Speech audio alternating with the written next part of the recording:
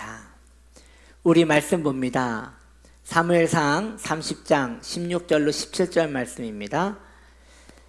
우리 같이 읽을까요? 그가 다윗을 인도하여 내려가니 그들이 온 땅에 편만하여 블레셋 사람들의 땅과 유다 땅에서 크게 약탈하였으므로 말미암아 먹고 마시며 춤추는지라. 다윗이 새벽부터 이튿날 저물 때까지 그들을 치매 낙타를 타고 도망한 소년 400명 외에는 피한 사람이 없었더라. 아멘. 오늘 말씀에서 우리가 저번 주와 이어서 계속 이야기를 할 수 있는 것이죠. 애굽 소년 아말렉 종이었던 그 소년을 다윗이 만나서 길 안내를 부탁합니다. 그리고 길 안내를 받아서 가보니 그 아말렉 사람들이 아말렉으로 돌아갈 것이지 가는 도중에 파티를 한 거예요. 왜 그랬을까 생각해 보면 그들은 이미 정보를 알고 있었어요. 다윗이 블레셋 전투에 참석할 것이라는 정보를 알고 있었어요. 그렇기 때문에 그 전쟁이 끝나고 오더라도 많은 시간이 있기 때문에 여유롭게 도망가지 않고 그 다윗의 군대가 추격해 올 거라고는 생각도 하지 않고 거기서 잔치를 벌인 것이죠. 그리고 그들이 방심하고 있던 그때에 푹 술을 먹고 푹 잠을 들었던 그때에 다윗이 새벽 이슬이 내리듯이 침노하여 그날 저녁부터 다음날 저녁까지 쳤다고 하니 얼마나 많은 무리의 숫자였을까 싶습니다. 술을 먹고 취해 있는 그들을 이제 살육을 한 것이지요. 그리고 그 아말렉 사람들은 수만 명이 400명만 빼고 다 400명만 도망가고 나머지는 다 죽었더라라는 그런 내용입니다. 오늘 말씀의 제목입니다. 먹고 마시며 춤추는 때라고 말씀을 드리고 싶습니다.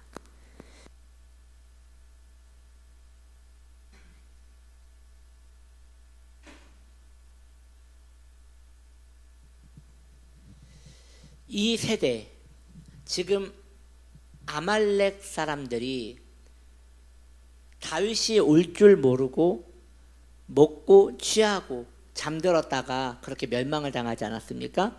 오늘날에도 지금 이 일이 그대로 반복되고 있다고 성경의 유비를 통하여 우리가 이해할 수 있는 것이에요. 지금 이 시대를 무엇으로 비교할꼬라고 할 때 지금도 우리도 아말렉 백성들 같이 먹고 마시며 춤추는 세대라고 말할 수 있는 것이지요. 자, 그런 세대는 어떤 일이 일어나는가 우리 한번 차례대로 살펴보기 원합니다. 첫 번째, 해산의 고통이 이름과 같이, 해산은 갑자기 임하는 것이지요.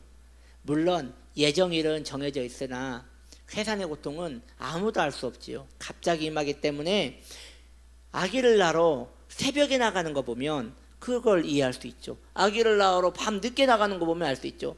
언제 태어날 것을 내가 정할 수 있다면 정상적인 시간에 나왔겠죠. 그런데 새벽에도 나오고 밤에도 나오고 그 한낮에도 나오는 거 보면 이것은 아이가 태어날 때 그것을 모든 사람이 알 수 없다는 것을 말하는 것이에요. 마찬가지예요. 이 세대, 세속에 즐기며 하나님을 모르고 악하게 살아가는 이 시대 사람들은 우리 주 예수님을 해산의 고통이 이른 것 같이 갑자기 만나게 될 것입니다. 이에 대하여 성경은 이렇게 말합니다.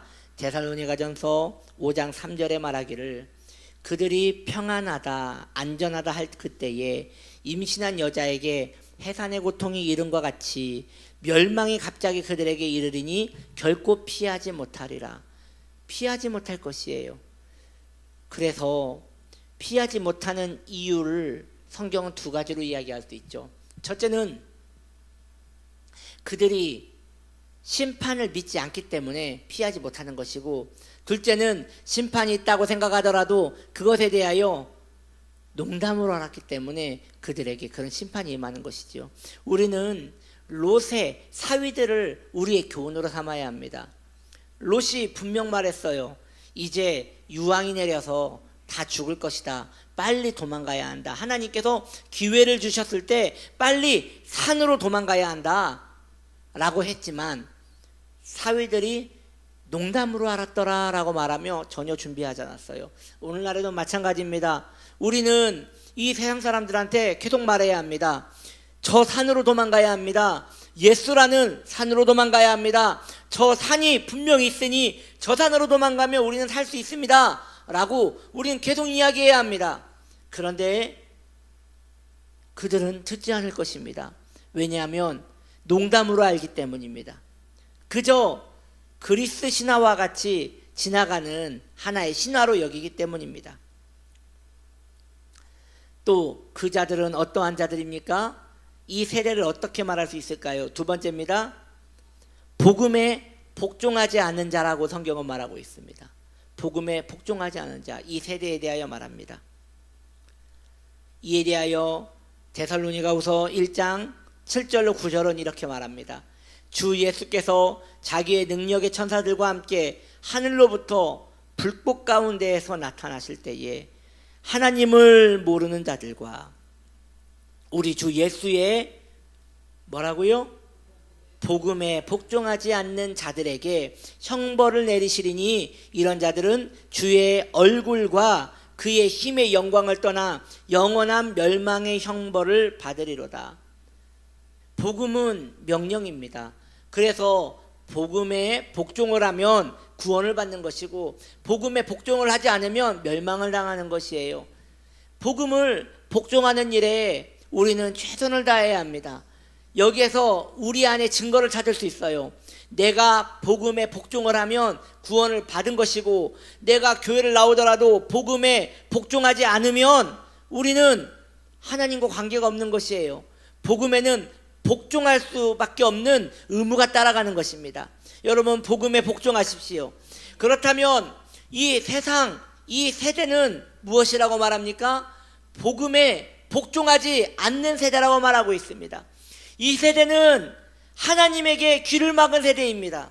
그래서 우리 예수님은 말씀하시기를 이 세대는 무엇이라 말할꼬 노래를 불러도 춤을 추지 않는구나, 곡을 해도 울지를 않는구나. 즉 귀가 막혀서 귀를 막고 있어서 아무리 복음을 이야기해도 복음을 부인하고 복음을 거절하는 것입니다. 복음에 복종하지 않는 것입니다. 성경은 복음을 인격적으로 얘기하지 않습니다. 복음을 듣고 너가 이해가 되면 따라오고 아니면 시간을 줄 테니 좀 더 생각해보라 라고 말하지 않습니다. 복음은 설득이 아닙니다. 믿고 복종해야 하는 부분입니다. 왜냐하면 이 시대가 악하기에 점점 주님의 때가 가깝기 때문입니다. 성령이 충만하고 하나님의 말씀이 믿어지는 자들은 저 하늘의 구름 모양만 보아도 주님이 곧 오시겠구나라는 두려움을 가지는 것입니다. 그런데 그것과 상관없이 이 세대에서 여전히 춤추고 노래하고 술 먹고 쾌락 가운데 살면서도 아무런 거리낌이 없는 자들은 복음에 복종할 마음이 전혀 없기 때문에 주님께서 귀와 눈을 그를 위하여 닫으신 것이에요. 이사야에게 말했습니다. 이사야에 이상한 말씀이 나와요. 이사야 6장에 보면 이런 말씀이 나오는데, 저들이, 예수님도 인용한 바 있는 말씀이에요. 저들이 구원을 받을까봐 내가 비유로 말한다 라고 말하고 있어요. 여기서 이 비유는 하늘의 비밀을 말하는 거예요. 복음은 우리와 똑같은 언어로 들려집니다. 그런데 신기하지 않아요? 들을 수 있는 자는 듣고 듣지 못한 자는 안 들어요. 왜 안 들어요? 주님이 들을까봐 귀를 막은 것이에요. 얼마나 끔찍한 일입니까? 그러면 왜 주님이 귀를 막으실까요? 너무 잔인한 거 아닙니까? 아니에요. 주님은 아셨던 거예요. 그는 말해도 듣지 않을 거기 때문에 괘씸죄로 귀를 막으신 거예요. 즉 미리 하신 하나님께서 그는 듣지 않을 것이기 때문에 미리 막으신 거라는 것이에요. 여러분들은 들리십니까? 들리지 않는다면 주님이 지금 귀를 막고 계시는 것일 것입니다. 빨리 마음을 낮추시고 주님께 내 귀를 열어달라고, 귀 있는 자는 성령이 말씀하시는 것을 들을지어다, 이 말씀을 우리 안에 받아들여 그 말씀을 내 귀에, 내 영혼에 새겨야 할 것입니다. 세 번째입니다. 이 세대를 무엇이라 말하고 있습니까? 이 세대의 아말렉 사람들을 뭐라고 말할 수 있겠습니까? 모든 경건하지 않은 자라고 말하고 있습니다. 이에 대하여 성경은 유다서 14절 15절에 말하고 있습니다. 의서 형제님, 유다서는 왜 몇 장이 안 나올까요? 지금 유다서 14절 15절이라고 나와 있잖아요. 유다서는 왜 장이 안 나올까요? 혹시 오타일까요? 그럼 뭘까요? 무엇일까요? 네, 형제님이 말씀하셨습니다. 한 장밖에 없기 때문입니다. 1장밖에 없기 때문입니다. 유다서 14절 15절 우리 한번 같이 읽어볼까요? 보라, 주께서 그 수많은 거룩한 자와 함께 임하셨나니 이는 무사람을 심판하사 모든 경건하지 않은 자가 경건하지 않게 행한 모든 경건하지 않은 일과 또 경건하지 않은 죄인들이 주를 거슬러 한 모든 완악한 말로 말미암아 그들을 정죄하려 하심이라 하였느니라. 아멘. 자, 경건하지 않은 자, 여러분, 교회에 나와도 경건하게 살지 않는 자는 심판의 대상이 됩니다. 그렇다면 목사님, 구원을 받은 사람도 버림받을 수 있다는 것입니까? 저는 그것을 말하고 있는 것이 아닙니다. 구원을 받은 자는 경건이 의무가 된 사람입니다. 하나의 서약이에요. 구원과 경건은 일치합니다. 그래서 구원을 받았어도 경건하게 못 사는 자, 이것은 말이 안 되는 거예요. 모든 경건하지 못하는 자가 심판을 받는다고 말하고 있습니다. 다시 말씀드립니다. 모든 경건하지 못한 자가 심판을 당한다고 말하고 있습니다. 여러분, 경건은 구원과 밀접한 관계가 있습니다. 물론 경건하면 구원을 받고 경건하지 못하면 구원을 못 받는단 말입니까? 그건 아닙니다. 그러나 구원을 받은 자는 그 표시로 경건이라는 것이 나타난다는 것이에요. 에스겔서에 보면 심판의 사자가 인장을 찍습니다. 그리고 나중에 표가 있는 자는 살려줄 것이요 표가 없는 자는 학살하라고 이야기를 합니다. 학살을 하라고 합니다. 그가 몇 명이든 수만 명이든 몇천 명이든 상관없이 그의 이마에 인장이 박혀져 있지 않으면 모두 죽이라고 합니다. 이것은 요한계시록에도 나옵니다. 그의 이마에 666이라고 써있지 않으면 666이라고 표시되어 있는 자들은 버림받았다고 말합니다. 짐승의 표를 받았다고 말하는 것이에요. 여러분, 성경은 이 표에 대하여 이렇게 중요하게 이야기하고 있어요. 마찬가지예요. 우리 안에 경건이라는 표가 새겨져 있어야 합니다. 내 안에 사탄의 종들에게 666 표시가 있듯 성령의 종들에게는 경건이라는 표가 그의 이마에 새겨져 있어야 하는 것입니다. 그래서 여러분, 오늘부터 올백으로 하고 다니시기 바랍니다. 그러면 교회에서 참 잘했어요. 할렐루야. 의사 형제님. 네, 여러분, 경건은 표예요. 그래서 그 표가 내 삶에 나타나야 하는 것이에요. 그 표를 믿지 않는 자들이 보고 알아야 하는 것이에요. 내 주위에 가까운 자들이 나를 보고 경건에 대하여 이해를 해야 하는 것이에요. 경건은 배우는 것이 아니라 보고 깨닫게 되는 것입니다. 저와 여러분의 마음에 경건의 은혜가 충만하셔야 합니다. 이것은 너무나 중요한 일이에요. 사랑하는 성도님들이요, 경건하십시오. 경건하셔야 합니다. 아무리 강조해도 부족함이 없습니다. 예수 믿는 유일한 목적은 성화되어지는 것입니다. 성화가 무엇입니까? 경건해지는 것이에요.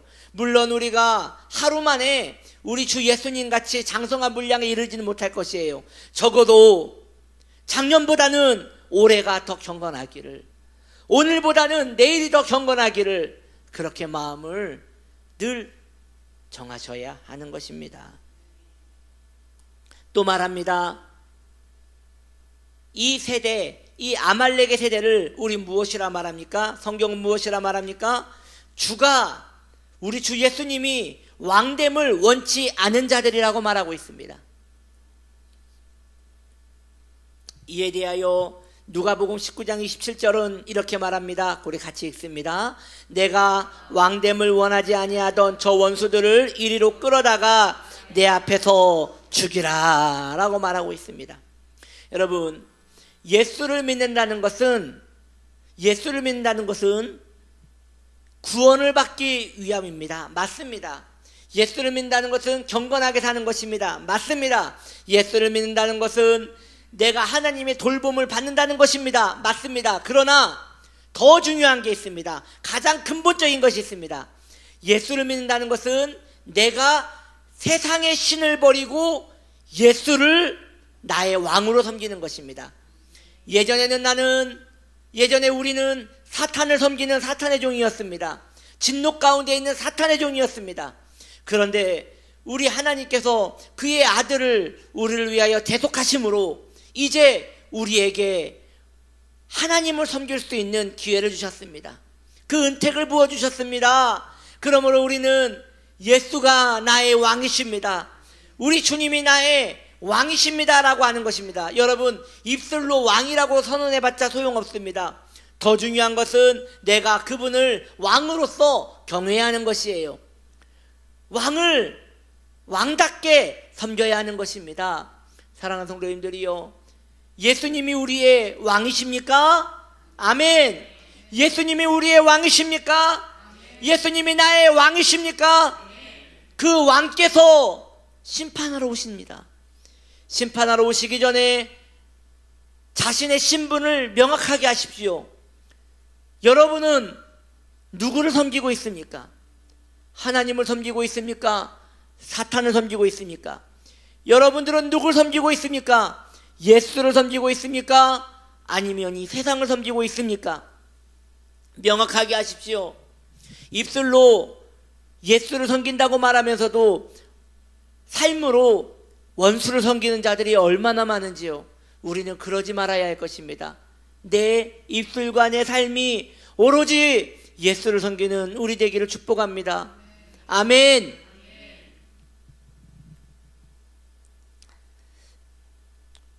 네. 태상진 군, 상진이는 예수님을 섬깁니까? 세상을 섬깁니까? 아멘. 죽을 때까지 그 복이 임하기를 바랍니다. 이제 아말렉과 같은 이 패역한 세대에서 벗어나서 이제 우리는 어떻게 해야 할까요? 여러분, 그 애굽 소년 있지 않습니까? 다윗에게 그들의 동료를 죽이라고 안내한 그 사람 말입니다. 우리도 그와 같아야 합니다. 우리도 그와 같이 이제 이 세대에 내가 속해 있지 않다는 것을 알고 빨리 거기에서 발을 빼야 합니다. 발을 빼고 이제 나는 세상에 속한 것이 아니라 예수님께 속했다고 고백을 해야 하는 것입니다. 누구와 같이요? 자, 5번째요. 노아와 롯과 같이 그렇게 해야 하는 것입니다. 먼저 노아의 구원에 대해서 먼저 알아보겠습니다. 말씀을 봅니다. 누가복음 17장 27절은 이렇게 말합니다. 같이 읽습니다. 노아가 방주에 들어가던 날까지, 여러분 다시요. 노아가 방주에 그날까지 어떻게 했대요? 사람들이 먹고 마시고 장가들고 시집가더니 홍수가 나서 그들을 다 멸망시켰다라고 말하고 있습니다. 노아가 방주로 들어가던 그날까지도 사람들은 먹고 마시고 즐겼다는 것입니다. 그렇다면 여러분, 먹고 마시고 즐기는 것이 죄입니까? 먹고 마시고 장가들고 시집가는 것이 죄입니까? 아닙니다. 왜냐? 이것은 오늘날에도 우리에게도 일어나는 일이기 때문입니다. 우리 하나님은 말씀하시기를 생육하고 번성하라고 하였습니다. 그러니까 먹고 마시고 장가가고 시집가는 것은 문제가 되지 않습니다. 뭐가 문제냐? 그것을 위하여 사는 것이 문제인 것입니다. 우리는 이 세상에 살 때 먹고 마시고 시집가고 장가가야 합니다. 그러나 그것을 위하여 살면 안 됩니다. 그렇게 살아가는 이유는 오직 구원을 위하여 살아가야 하는 것입니다. 그렇게 사는 이유는 오직 내가 그 방주에 타기 위하여 그런 것입니다. 노아가 이제 홍수가 옵니다. 비가 내립니다. 빨리 배에 타시기 바랍니다 라고 했으면 장가간 사람, 시집간 사람, 먹었던 사람, 마시던 사람들은 빨리 모든 것을 내버려 두고 방주에 탔어야 했어요. 왜냐하면 방주에 타기 위하여 그 사람들은 지금까지 살았기 때문인 것이에요. 그런데 방주에 타라고 하는데 안 타요. 왜냐? 여전히 장가가고 싶고 여전히 시집가고 싶고 여전히 먹고 마시고 싶기 때문에 그걸 계속하고 싶어도 방주에 타지 않은 것이에요. 이후에 재림나팔 소리가 들릴 때에 주님이 이리 오라 할 때 우리는 이 세속에 이 몸을 두고 빨리 주님께 올라가야 합니다. 왜냐하면 그 시간을 위하여 우리는 먹었고 마셨고 장가가고 시집갔기 때문입니다. 여러분의 삶에 늘 거룩한 긴장감이 있기를 바랍니다. 우리가 지금 숨을 쉬고 먹고 마시는 모든 이유는 살아도 누구를 위하여? 죽어도 주를 위하여이기 때문입니다. 명확한 목표를 가지십시오. 나는 살아도 주를 위하여 사는 것입니다. 여전히 일도 해야 하고요, 돈도 벌어야 하고요, 장가도 가야 하고요, 시집도 가야 하나 내가 살아가는 모든 유일한 목적은 방주에 타기 위함인 것을 기억하시기 바랍니다. 마지막으로 롯의 구원에 대하여 알아보겠습니다. 누가복음 17장 28절로 29절은 이렇게 말합니다. 또 롯의 때와 같으리니 사람들이 먹고 마시고 사고 팔고 심고 집을 짓더니 롯이 소돔에서 나가던 날에 그 나가던 날까지 같아요. 방주에 탄 날까지 나가던 그 날까지 하늘로부터 불과 유황이 비오듯 하여 그들을 멸망시켰느니라. 여러분, 방주에 타셔야 합니다. 그 방주는 바로 우리 예수님입니다. 산에 올라가셔야 합니다. 그 산은 우리 예수님입니다. 그때와 지금 다른 게 있어요. 그때는 바로 그날 홍수가 내렸어요. 비가 내렸어요. 바로 그날 유황비가 내렸어요. 우리는 그렇지 않아요. 그들과 우리가 다른 것은 그들은 그날 내렸기에 피할 시간이 없었어요. 우리에게는 기회가 있어요. 언제 내릴지 모르기 때문에 준비할 수 있어요. 미리 방주에 타 있다면, 미리 산에 올라가 있다면 괜찮은 것이에요. 아직 시간이 있어요. 그러니 여러분의 가족에게 방주에 타라고, 산에 올라가자고 계속 이야기할 수 있어요. 롯은 그의 사위에게 한 번 말했어요. 그런데 농담으로 알고 안 갔어요. 우리에게는 시간이 있어요. 그래서 그들이 안 간다고 하더라도 계속 가자고 졸라댈 수 있어요. 산 가까이에 내 집을 짓고 가야 한다고 계속 조를 수 있어요. 우리는 축복을 받았어요. 그들은 저주를 받았기 때문에 기회가 없었어요. 우리는 축복을 받아서 시간을 많이 받았어요. 그래서 빨리 여러분 방주에 타시고 틈날 때마다 방주에 사람을 끌고 들어오십시오. 빨리 산에 올라가셔서 시간 날 때마다 그 산 가까이에 있는 내 가족부터 내 지인들까지 산으로 끄집고 올라가시기를 바랍니다. 괜찮아요. 끄집고 올라가야 돼요. 올라가면 유황불만 내리면 그들은 살 수 있으니 말입니다. 그런데 산 아래에 있으면 죽는 것이에요.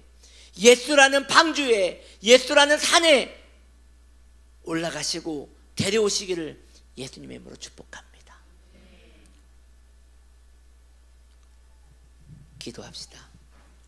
하나님, 우리에게 예수라는 방주를 주셨습니다.